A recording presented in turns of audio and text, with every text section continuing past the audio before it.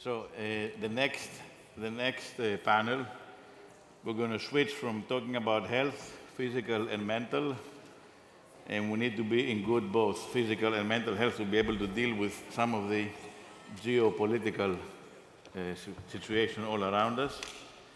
And as you see, the subject is Europe caught in the middle, the implications of US-China competition. I'd like to invite on stage Laura Rapp, Sir Robin Niblett, Kenneth Weinstein, and Feng Zhu.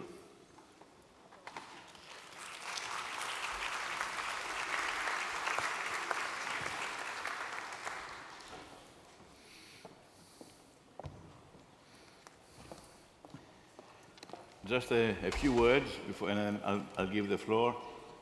So Chatham House is one of our, again, we talk about grantee partners for almost 25 years. And we're very honored that Laura and Chatham House took charge of this panel. It's a difficult, maybe difficult discussion because we do live in a world where many believe that it's becoming bipolar, and the bipolar has different meanings, but bipolar in terms of China and the US. And we are in Europe now. Europe is a big player in the geopolitical map, but the question is it caught in the middle? And I'm going to give the floor to Laurel, who's going to run. Actually, it's going to be the first panel where at the end we'll have time for two questions. We'll have one from the app and one from the audience that Laura will choose the questions. And one thing that I would just do before I leave, I would just say maybe we take the question mark out, and maybe it becomes Europe is caught in the middle to make it start a bit easier for you. Thank you.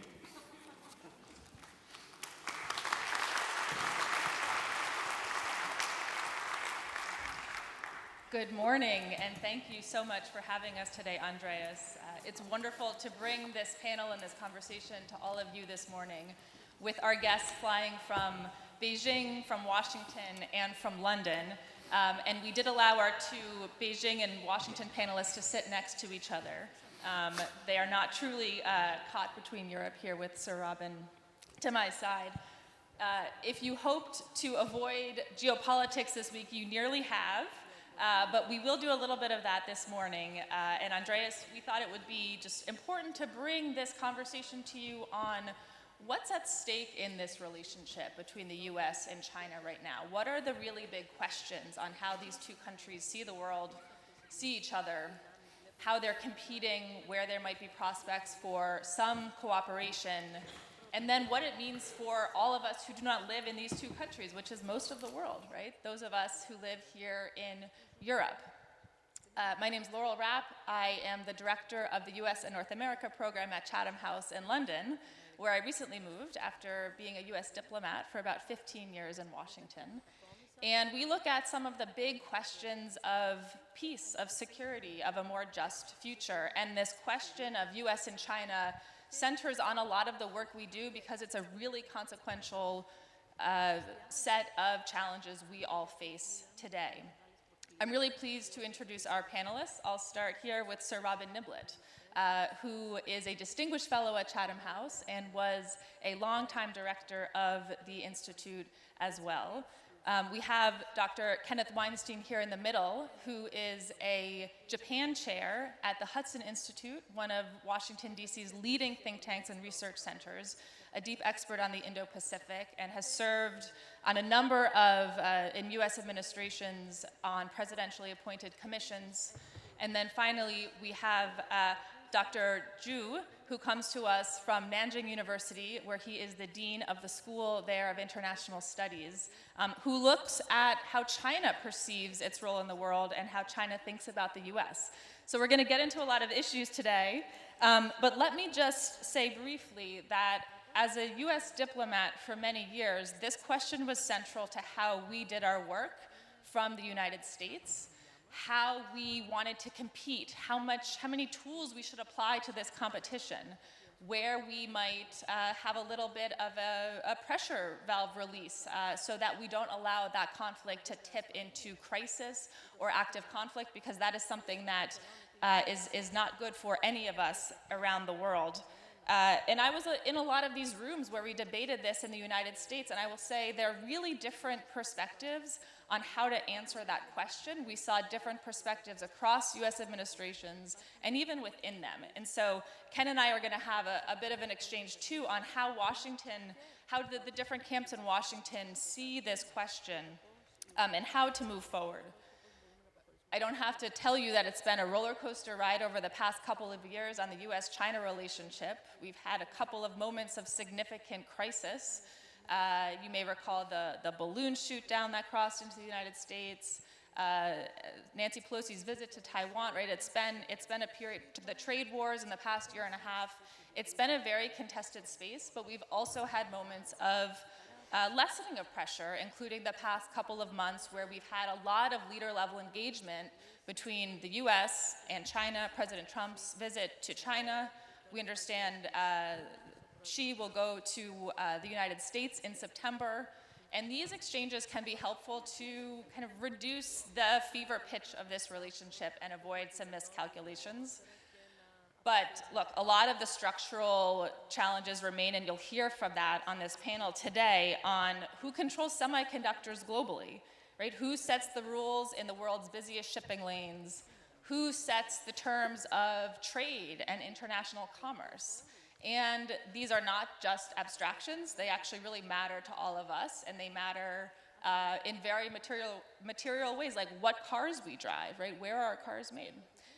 What inputs our phone are using to power our AI and our mobile connections.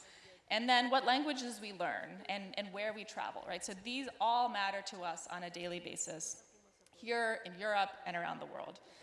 And Europe is very much caught in the middle, which we are agreeing is not a question, but indeed a statement of fact, because Europe right now is trying to determine who to trade with, right? What kind of trade is acceptable? Are EVs acceptable? Are chips acceptable? Are soybeans okay? Who to engage with on critical infrastructure? Who can build and who should build the telecommunications industries here in Europe? What about ports? And then finally, who to rely on for security? For so many years, Europe and the US had this core security interdependency. And that relationship is changing in some ways, as you all know very well. So that raises questions about how Europe thinks about its role in the world and how it relates to China. So I'll just leave you with one thought and then we'll open to the panel. Across my time in government, I heard from so many countries that, look, we don't want to choose. We don't want to choose between the US and China. We want to have our own sovereignty. We want to set our own terms and our own relationships. And that is every country's right to do so. And where I saw countries be sort of most effective, most savvy, most able to navigate these storms and these counter pressures is having a really clear sense of what their vision was of their sets of relationships with these countries, what their core interests were, what they needed to get from these, what they needed to protect in their countries. And then being clear with the US and with China to say, these are lines we won't cross. And so that is something that all countries are now grappling with to figure out how to do that, how to have these two relationships in a way that gets them and their people what they need. So one note of housekeeping before we turn to Ken. We will have some questions and answers at the end. So for those in the audience, we'll be going to you towards the end of the session. We also will have an online audience tracker, so please throw your questions in there, and we'll get to as many as we possibly can. So Ken, over to you. How, from your view, does the US see this relationship right now? What are the biggest areas of competition and concern you see? But then where also might there be some common ground here to build on? Sure. Well, thank you, Laurel. Delighted to be here in Athens and delighted to be at the Nostos conference. I think you've set the stage very well.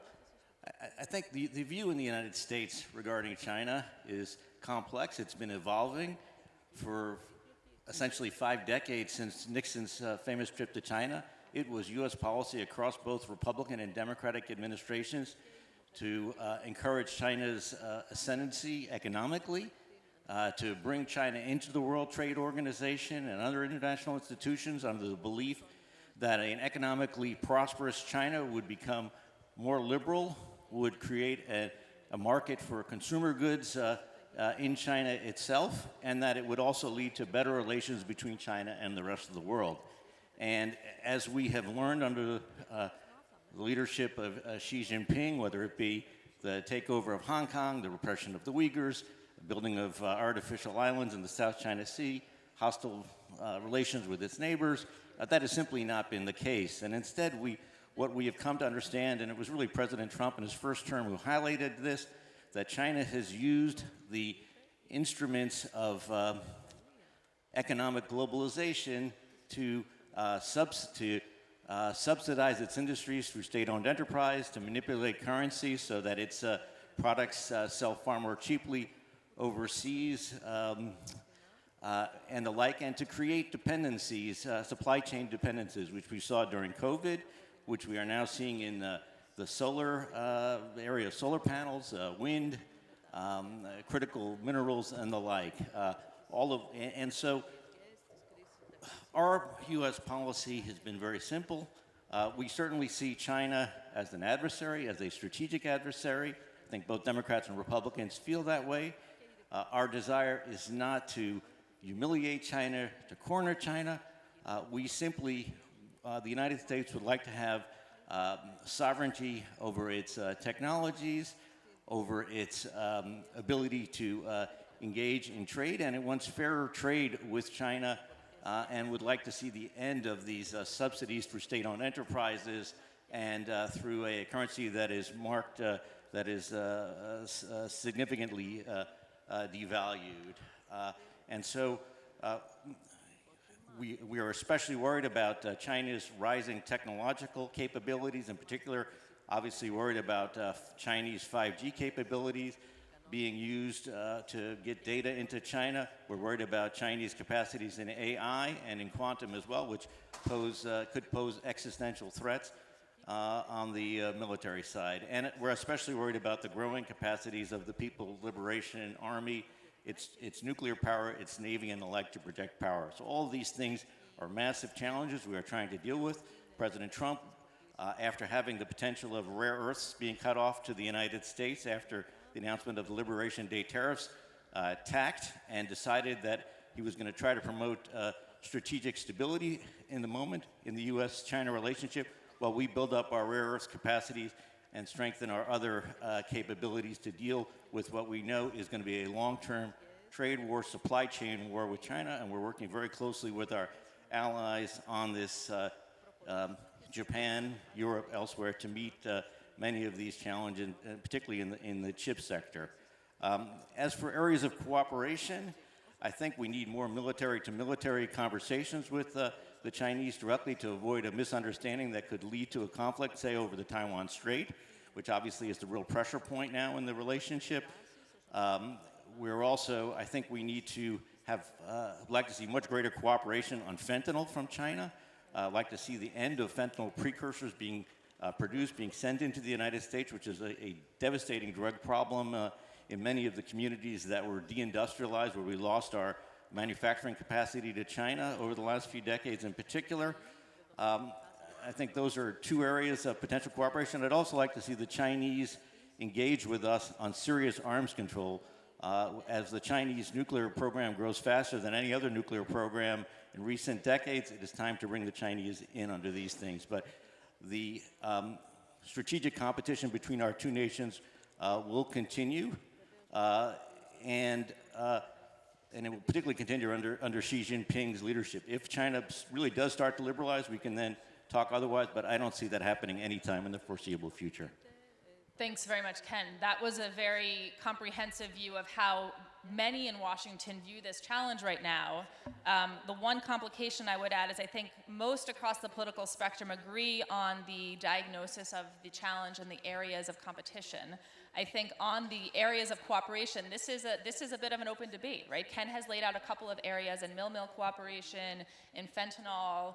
There are others who are trying to find common ground potentially on climate mitigation, which of course it's a hard road ahead on that, but that is one area. Another question, an open question is, should the US and China talk to each other more on AI safety, right? They're not going to agree on how to have kind of global governance of this architecture, but when there are massive AI incidents, and we would be smart to plan for those now, and I know many are, what are those rules of the road on how to manage those biggest flashpoints to keep our citizens safe around the world? There's not been a lot of progress on that, but that's one question about whether there's an opening there to build on a bit. So you've heard the very long list on the US side. Let's turn to the long list from China's perspective. So Dr. Zhu, tell us a bit about how China sees this relationship with the US right now and what it might look like in the coming years. Okay, it's really my big honor coming and joining the SNF Nostos forum. So then, particularly, I think there's quite a few places in the world which will just match the ASEAN for more, strategic implications for great power relations. One of the leading concepts now is really very practicing our bilateral relations between Beijing and Washington is so-called Thucydides trap. Where does Thucydides happen? It's in a great country. It's a Greece. So then Thucydides trap is a very dominant, idea in international studies because it's just definitely referring to a reality. That reality is not historically extending, but also is unchangeable. That means in any very specific power redistribution structure, the number one, number two biggest power relations are destined to be most arguable, most hostile, and even most easily just triggering, heading into the military conflict. So what is just plaguing the Beijing-Washington relations? It's just, as I mentioned, it's a Thucydides trap. But the problem is, from a Chinese perspective, we consider the China's power re-emergence is also some sort of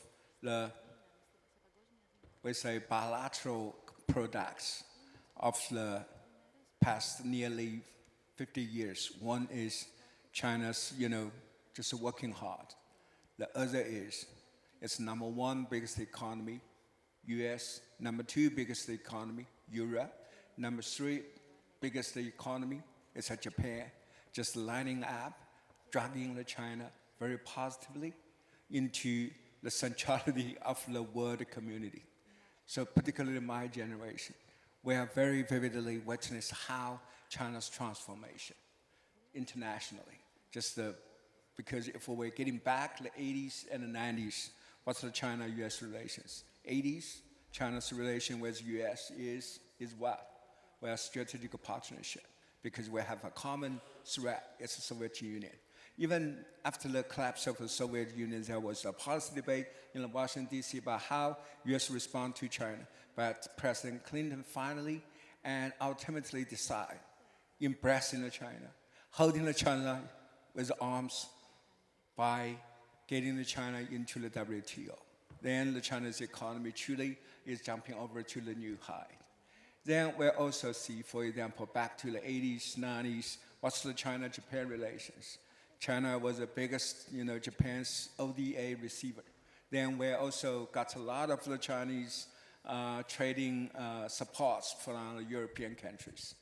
But today, why US changed the face vis-a-vis China? Because we become number two biggest economy in the world. But we want to be the strategic adversary to US? No. It's truly a disaster for China. So that's why we consider strategic competition between the US and China is not bilateral made product. It's U.S. unilateral selection. But why U.S. selected China as the biggest strategic competitor? The reason is very simple. Because in the U.S.'s eyes, maintaining Americans' power predominance and even unipolarity is ultimate top Americans' national security goal. So that's why I have to say, China feel very threatened. We also feel very, very discharged. But how we can respond? First of all, I have to tell you, so how many good days China people have just lived? Less than 50 years. My generation of Chinese, when I was we say, small, the school students, every day I got off law school and I got home. What just get me mostly hopeful is I could have the staff to fill my stomach. But now, yes, China completely changed. So that's why I have to say, it's also very commonly shared, doctrine in my country. No matter how the international surroundings is truly changed, no matter how the U.S. just shifted its orbit over China from friendship to some sort of, we say, taking the China deeply locked into biggest strategic competitor. But what we should always stay on is not just worsen the great power competition. It should get the Chinese people sped up, could continue. It's also the great, unchangeable tactic for China to continue to growing big and more powerful. Then second, the Beijing totally reject the new Cold War, because absolutely we consider we are never be second Soviet Union. China's political system is still on the way of transformation. But the problem is, it's also broadly shared common sense.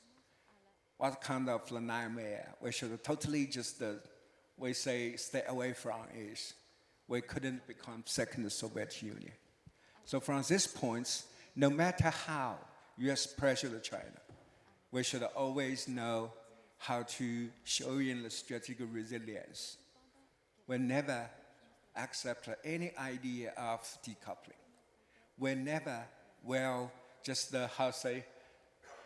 seduced to falling into the new Cold War. So even just this month, Chinese top leader Xi Jinping visited North Korea. What does it mean? To be honest, his visit to North Korea is more symbolic than substantive, because we totally understand the real disastrous vision for the China's future is we will get back to in 1950, before the Korean Wars just broke out.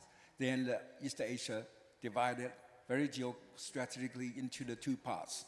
It's a northern triangular, China, Soviet Union, North Korea. And a southern triangular, it's the US, Japan, and North Korea.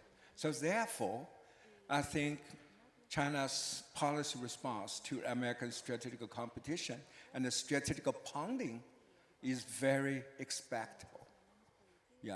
No matter how we should just stand up against Americans pressuring, but a couple of worst case scenario, we should very smartly and apparently ruled out. First, as I mentioned, no decoupling, because without some sort of economic interdependence and engagement with the US, China's economy could still going up? No way. Second, no new Cold War.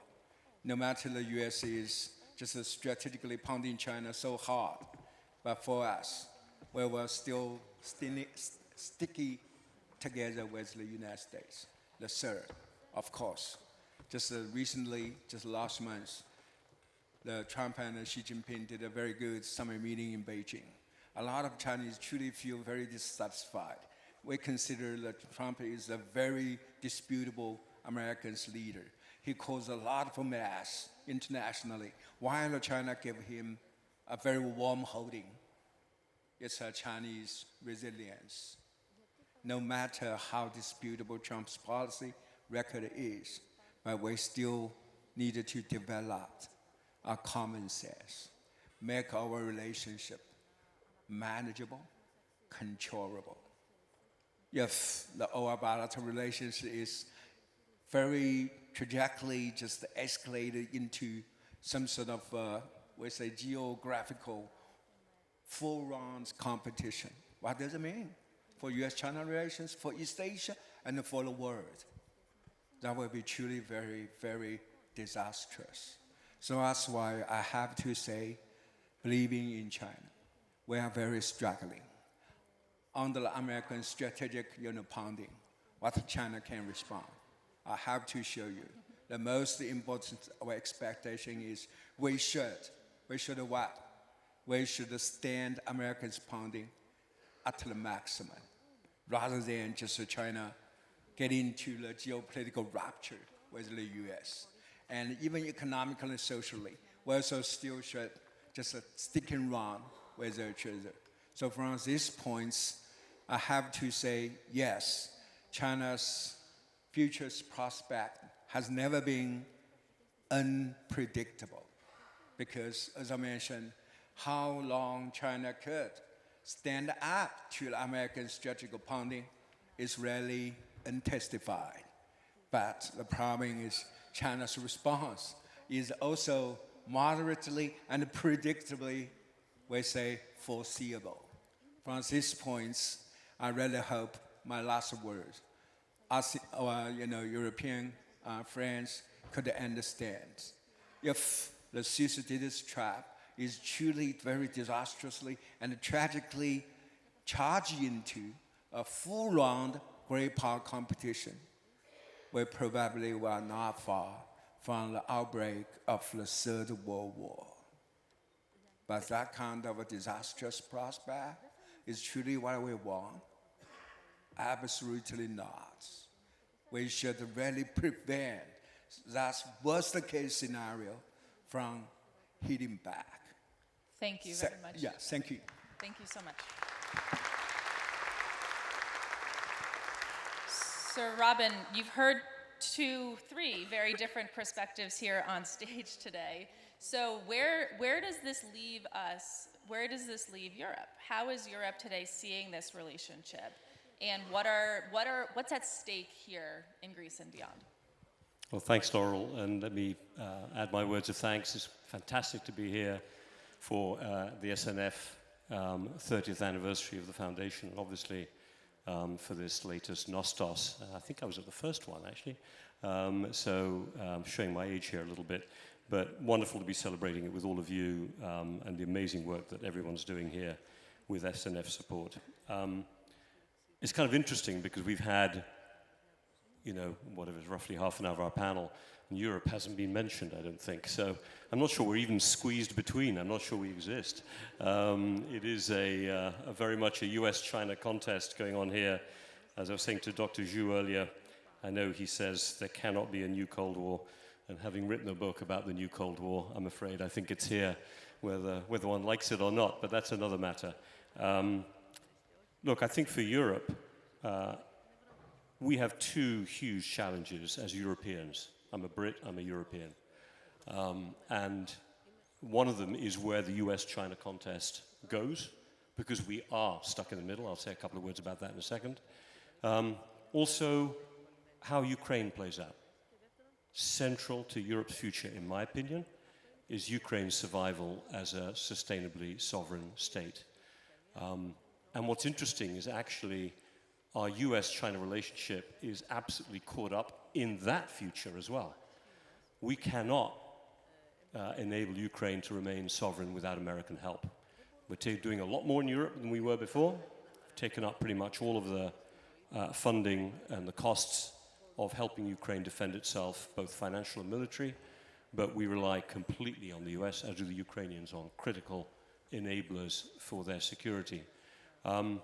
And the reality is, as Wang Yi, the Chinese foreign minister, has said, China cannot afford to see Vladimir Putin lose this conflict, because it will be left then weakened in face of a very firmly minded US about China with no allies.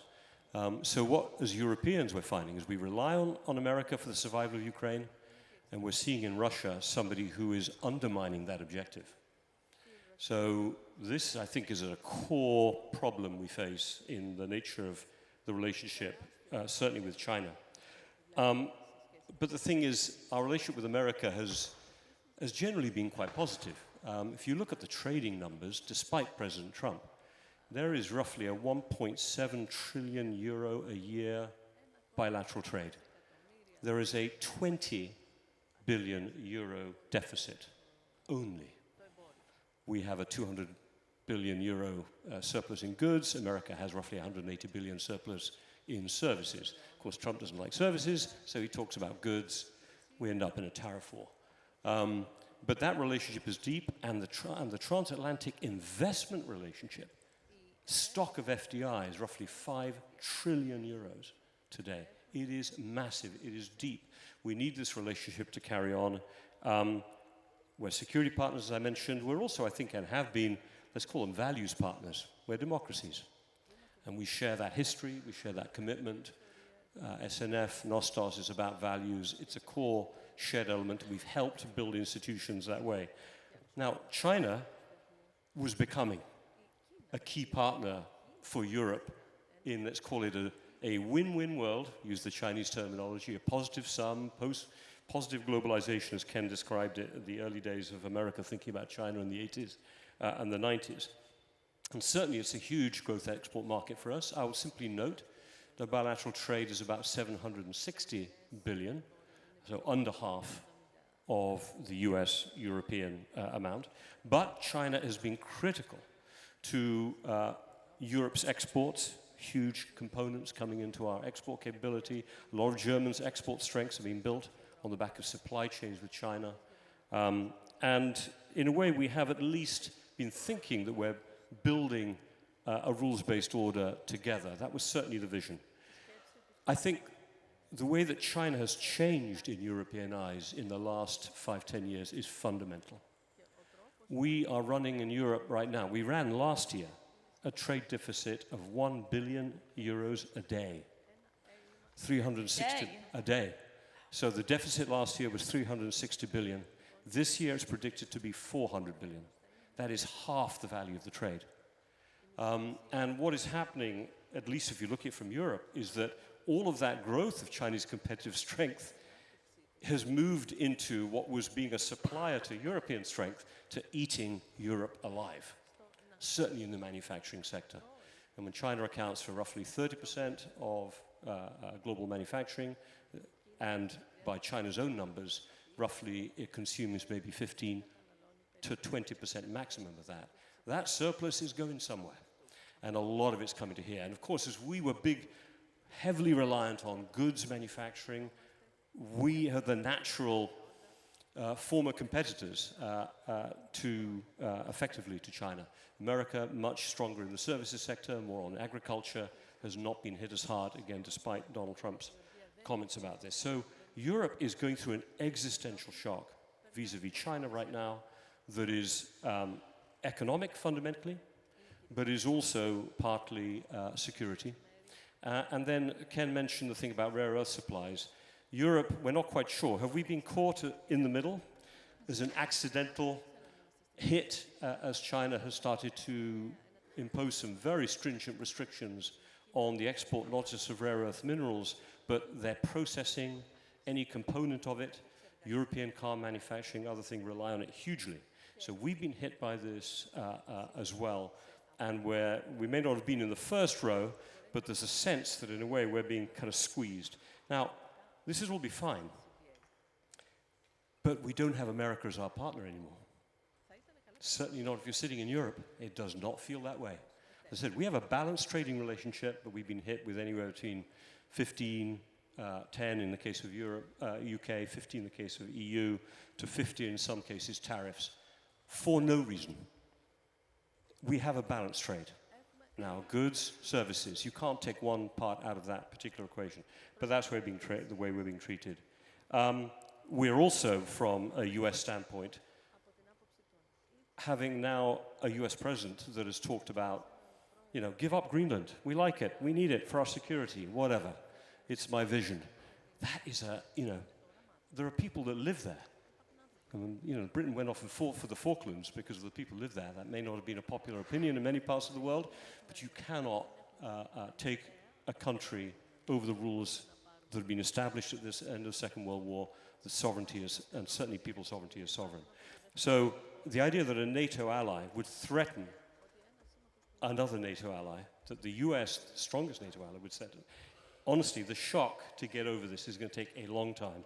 And just to make this point very clearly, it's not just, you can't just say it's a Trump thing.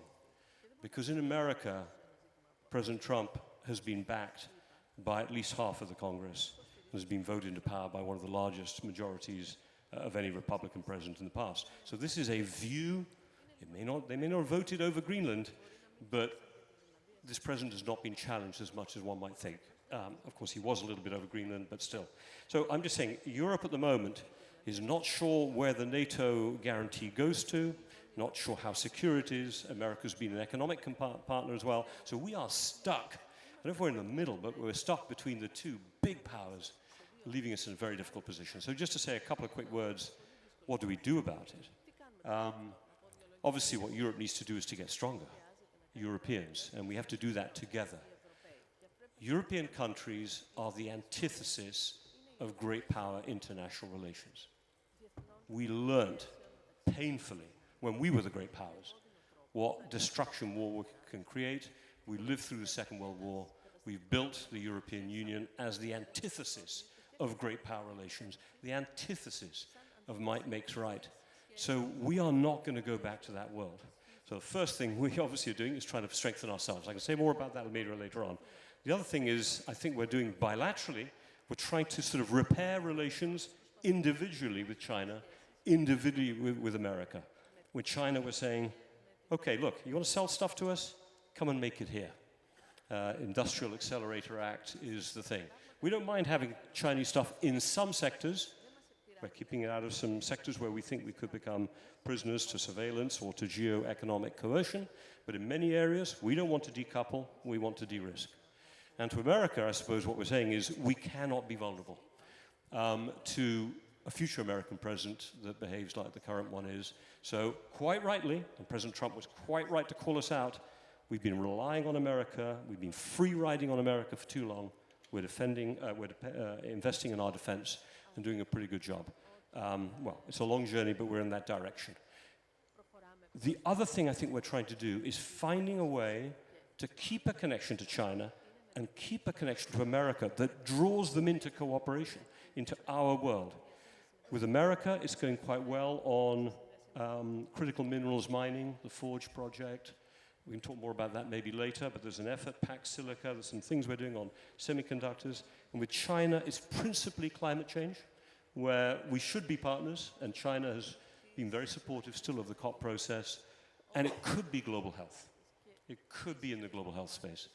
I could say more, but I'll stop there. Thank you so much, Sir Robin. So you're raising this point about the transatlantic relationship and how that is fundamentally changing.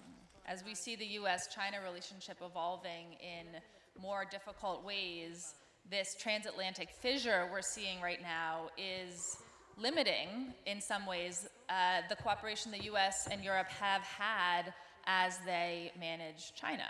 So Ken, how are you thinking about the role Europe is playing now in the worldview many in Washington have of China? And then what is the hope among folks you speak with about what that role Europe should be playing here?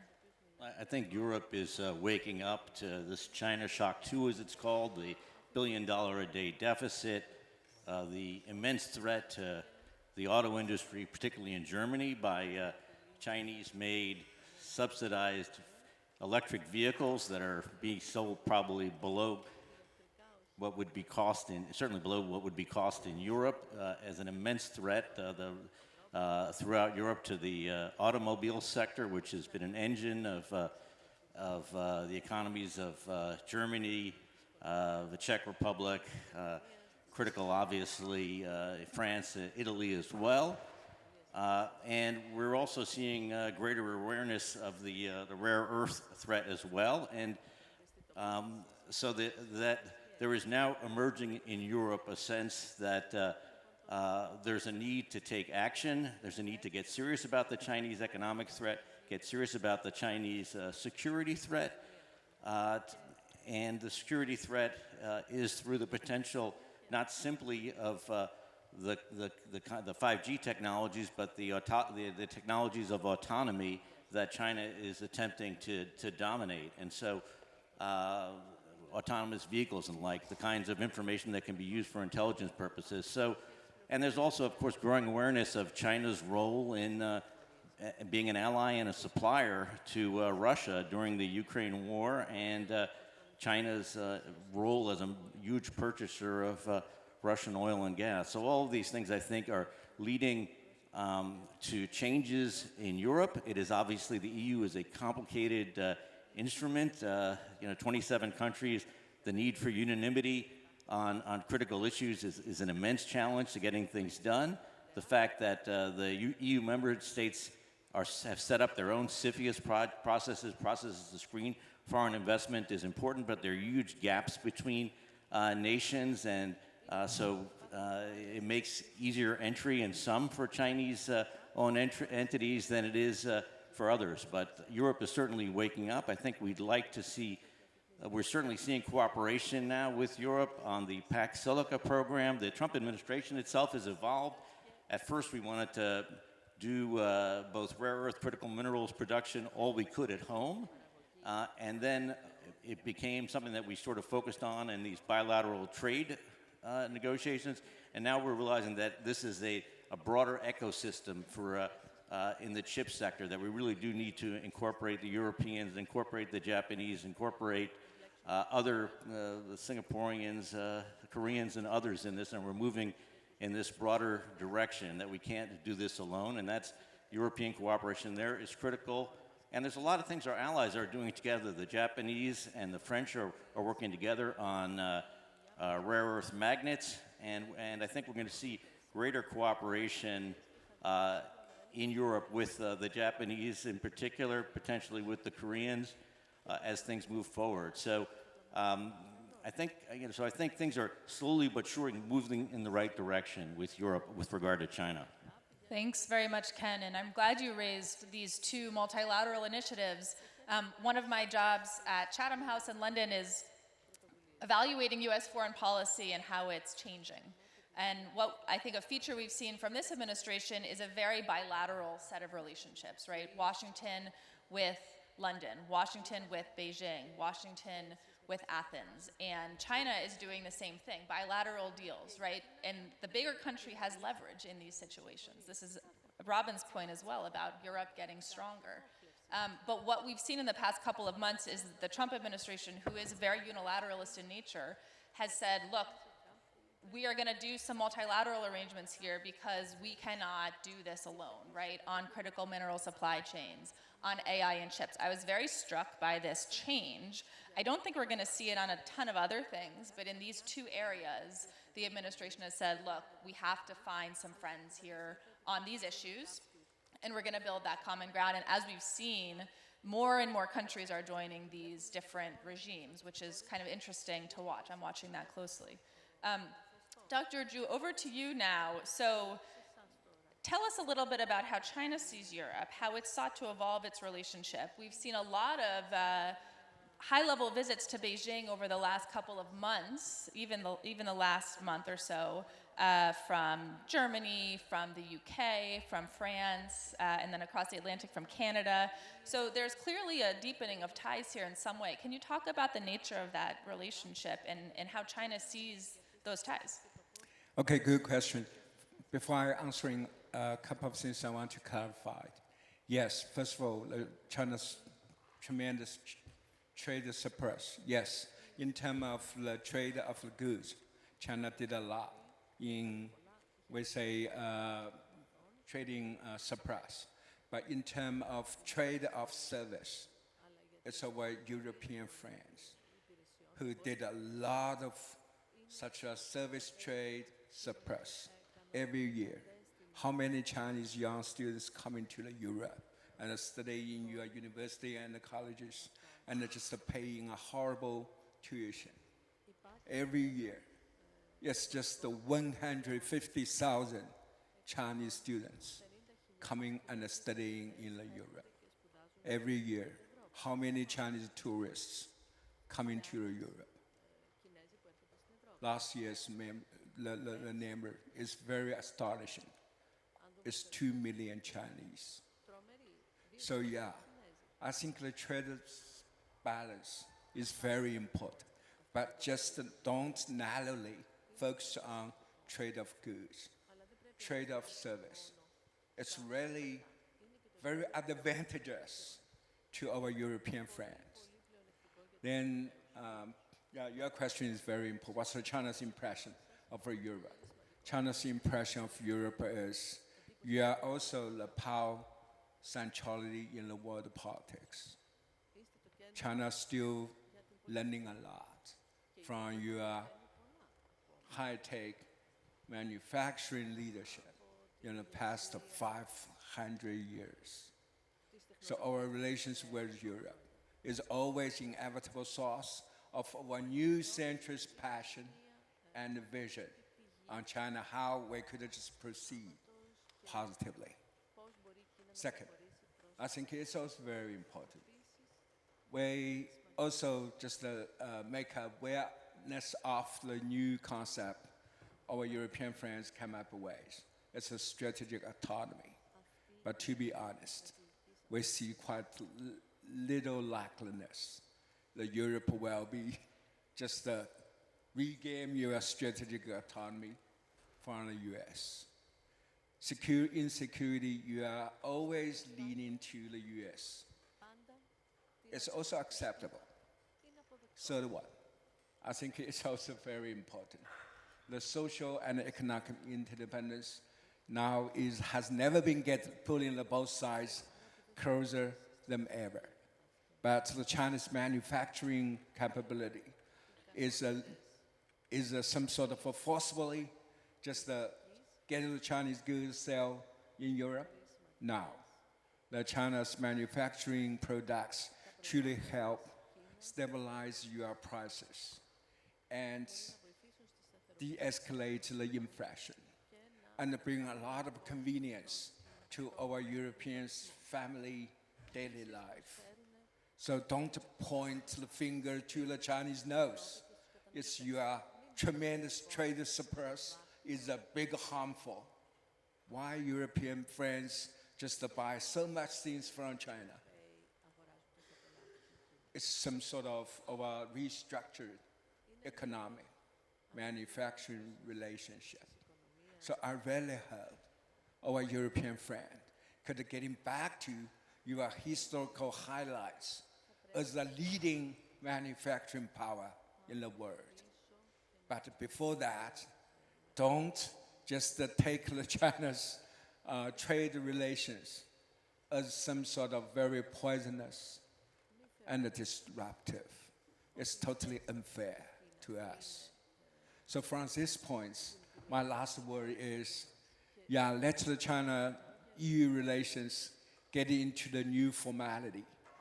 We can also still reinforce our social and even educational, people-to-people relations. Then we can learn from each other continuously. Thank you so much. So my last question to you, Robin, before we open for questions and answers, and just a reminder, the live questions are open on the app, so please don't just ask a question, but upvote the ones. Right now it looks like our top one is on the US and China tech stack, so if you don't want that question, put your own in and upvote the others. I think it's a good one, though. So Robin, just on this question of how Europe sees this future, right? We are hearing a pretty stark prediction here from our panelists on this sort of structural competition that will outlast leaders and administrations, that will pull countries who are not the US and China in really difficult directions and having to make hard choices.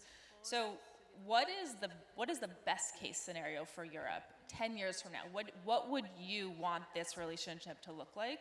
And then how do we get there from a European perspective? Relationship with both, you mean, with, yeah, That's right. with Europe. Just as we're trading numbers a little bit, I would just note that Europe's trade surplus with China in services last year was 21 billion. 21 billion, and it's declining. And China's trade surplus is going to be 400 billion this year in goods and growing. So, yes, the education and tourism and all these things are good, but it's not going to fix the problem, I'm afraid. It's just too big, and I'm sure China will become very competitive in services as well, by the way. Why shouldn't it, in that sense? I think a more important point, just one more statistic, which I think, again, just really captures, for me, the dynamic here. I mentioned earlier that the stock of foreign investment between US and Europe is 4.7 trillion. The stock of foreign investment between China and Europe is 300 billion only. Yeah? It's about 80 billion China into Europe, 230 billion in the opposite direction. And it started growing again a bit, but now the future is going to have to be, now to answer your question, one in which if China is going to grow its stock of foreign investment in Europe, which would create some of the interconnection and interdependence that we built with America over many, many years, it needs to be done in a way that is collaborative, where both sides win. And so I think part of the future for Europe is how does it use its market weight, European Union, and those markets that act with it, which Britain largely does these days, Norway, Switzerland, etc. How can we use that market power to try to have outcomes that are good for growth, jobs, and that value-added future that people want in Europe, especially young people who are very worried about the kind of jobs they're going to have in the future.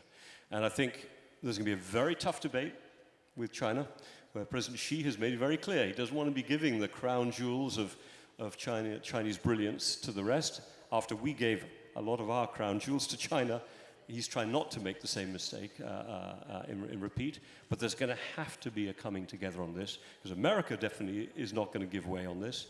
And you're seeing tariffs going up around the world to China's excess things. So I think partly is how do we use our market to try to make sure that there's interdependence with China in areas where we're comfortable. And it can be in certain aspects of renewable energy, batteries, it could be in EVs, but obviously in some of the higher tech spaces that get involved with surveillance and there could be a security risk, they won't be there. So we might have Volkswagen building a car in China that has Chinese inputs and Chinese capacity to see where it is with all of the cameras and sensors, but the cameras and sensors in Europe will be European, but we might still have the Chinese other elements. So there's going to have to be something clever of that sort. With America, it is much more complex because, in a way, our American relationship, we risk becoming dependent on America for the whole new world. We rely on America for 70% of our cloud computing. The chip designs certainly all come from America. We have ASML. We could at least have one world-leading company that makes chips, but they're having to make the chips that are designed by America. So at any moment, America can really cut it off. So the question is, how can we have a relationship with American companies that are going to be leading the frontier of artificial intelligence when we don't have our own capability in that space? And again, I'm afraid, and the Trump administration is going to hate it, and I'm not sure any future administration will like it, we have to use our market power. It's the Digital Markets Act, the Digital Services Act, what we heard from Prime Minister Mitsotakis this morning. If you want to sell your algorithms here, we're going to help regulate them. And we may team up then with a Brazil or with India, with other countries of the world that are also wary about it, and you get a slightly Mark Carney-esque middle power approach, because Europe in the end is sort of a middle power, either individually or collectively. We collaborate with others to try to set the terms of engagement, The terms of engagement with China on renewable energy and all that stuff, the terms of engagement with America on digital. I would say this sounds maybe a little fantasy land, because I'm looking at European countries and their capacity to coordinate, and Ken referenced this a minute ago. I got my PhD on European integration. It's difficult. But if there were ever a time to do it, it's now, when, to be frank, we've lost trust in America. We may regain it, but we may not. And we're deeply worried about China, and we're deeply worried we're going to be squeezed between the two. Thank you each for those perspectives. And now we want to get yours. If you can raise your hand, I will call on one or two in the audience now. Please, third row down here in the pink shirt. Please introduce yourself and ask your question. I come from India, and we are a country who believes in Vasudhaiva Kutumbam, which reaffirms interconnectedness, interdependence of the world as one family. In that context, any unhealthy competition may not just hurt Europe, but also other countries too. My question is to all the panelists, what we as global citizens can do to avoid unhealthy competition that can harm the world. Thank you so much. And I'm going to ask a question online about technology. Are we heading towards two separate ecosystems, tech ecosystems, where multinational companies will have to choose between a US-led and a China-led stack, or do you see a path to a single global market? That question is from Theo Apostostolou, so thank you for that. I will be enforcing our time very narrowly this morning. So let's do 2 minutes from each, if you don't mind, and you can take the question you hope. Let's start from you, Dr. Zhu. Okay, thank you for your question. I think today the words we say strategic, some sort of governance or global governance is truly hitting bigger walls. So then if the globalization is truly seeding down, that will be disastrous for all the parts of the world. So that's why the how our can working together, particularly from the social and people's, the vision and the mind, is very important. We should still just keep the global governance over, we say WTO and other, some sort of international mechanism still working hard, and their governance could also improve. Then if we could still just maintain an open, free, and fair, international system, and not just for trading, but also for economic relationship, that will be what we could share for the future's, brightness. Then last one is, it's very important. I think China, European, and other India people, we should also need to reinforce the social interchange, because that kind of the social work could also lay down a solid base for us to just the relations be revitalized. Thank you. Ken. Yeah, look, I will have to disagree with Professor Xu on one thing. I don't believe in this so-called Thucydides trap. I think it's it's based. I was wondering if you're going to come in on this. I think it's a mistranslation of the word ananke in Greek. I won't go into it. And it also was a misunderstanding of the U.S.'s role. There was no inevitability of a war between Athens and Sparta. Both were risen powers. There was no war between the United States and Great Britain when the United States supplanted Great Britain as the dominant power. In the 20th century, there's been Japan and Germany don't pose challenges. The U.S., we very much helped their rise as we helped China's rise. But to me, the question is one of China's own governance. And it's here that the people-to-people exchanges become very complicated. An American or European student in Chinese universities, with the exception, I understand, of Professor Zhu's classes, they're generally not allowed to study with Chinese students. They're separate tracks for them. You cannot get social media, you can't get Twitter, you can't get social media in China. Chinese citizens don't have access to this because of the Great Firewall. So the Chinese public is not fully aware of what is going on in the rest of the world. So all these things have to be understood in a world in which China is very much focused on manipulating information for its own citizens, focused on developing cognitive warfare, which the Chinese and others are worried about. I will say this, I look to the Indo-Pacific, I look with great pleasure. We heard about Xi's trip to North Korea. I don't think it was, I think it has something to do with dynamics between Russia and China. I will say this, the United States and our allies in the Indo-Pacific are coming together much more closely. We see the U.S. working now with Cambodia, which was one of China's closest allies. Hun Sen has changed his mind about how much engagement he wants to have with China. He realizes it's a threat. We see deepening of the U.S., Japan, Philippines trilateral relationship, the U.S., Japan, South Korea trilateral relationship, the Japanese-Indonesian relationship, and I think there are ways to build this kind of connectivity that's security-focused, that's economic-focused, and I hope that we can deepen our ties with Europe in this manner and know that Europe is quite closely following developments in the Indo-Pacific and contributing to some of these broader developments, all because there's a recognition of both the security threat and the economic security threat that China poses, and I'm going to end there because of time. Thank you, Ken. Robin.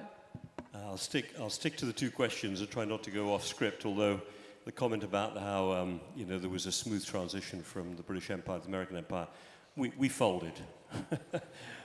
That'll be the next panel. We folded somewhere between paying off our Lend-Lease World War II debt, I think it was in 2020, and the Suez crisis, where we were left in no doubt who was the big enchilada on the world stage at that point. In any case, enough of that.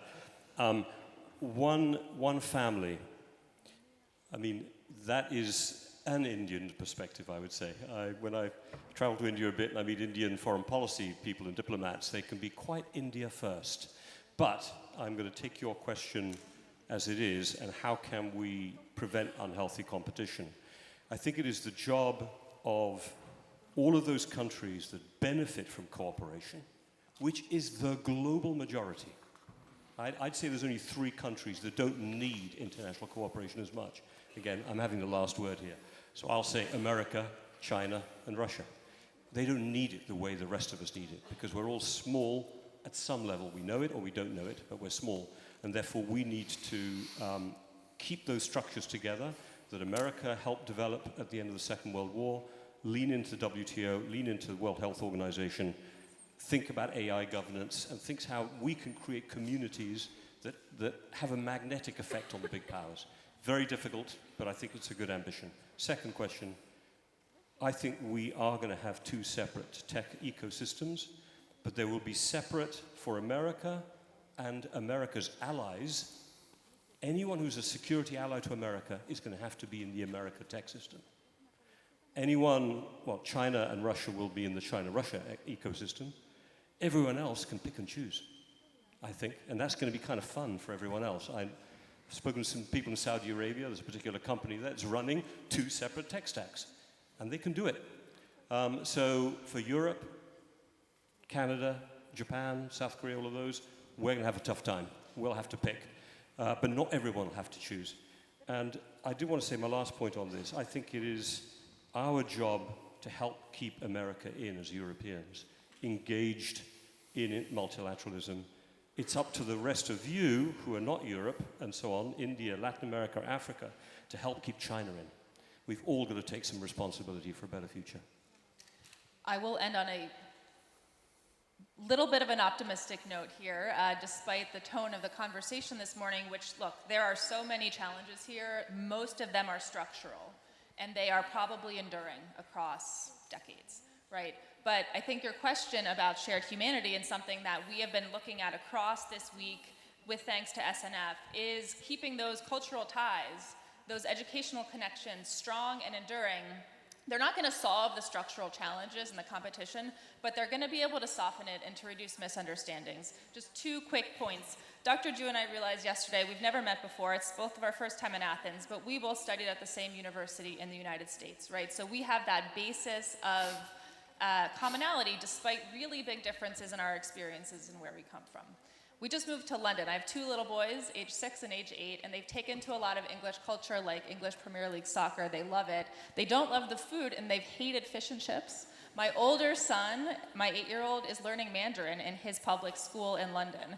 And he came home just 2 days ago and said, Mom, I want to try this thing, fish and chips. I said, you hate this. And he said, well, I learned in Mandarin how to say it. My Mandarin teacher taught us about snacks, and I'm now more curious. And so to me, this is just such a reminder from, I think, all of our experiences that cultural understanding, learning languages, understanding differences from another perspective, seeing something from another's shoes is something that Nostos is allowing us to do this week, and also something that your support to Chatham House over the years to not just see those different perspectives, but then also find shared solutions is something that is what we all need in this challenging world today. So thank you, Andreas. Thank you. Thank you.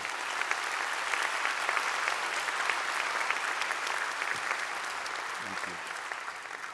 Thank you very much. And I think there were a lot from what was said. I hope people listened, because there were a lot of messages coming through from everybody. And again, I mean, you can sense the tension, but you can hope for the hope. So let's keep talking. I think, again, as we say here, it's all about engaging, discussing, and hopefully at some point celebrating. We're celebrating this week, but then we go back to engage and discuss. So I hope we can keep that going. I think the discussion always helps. Thank you. Thank you all. Thank you very much.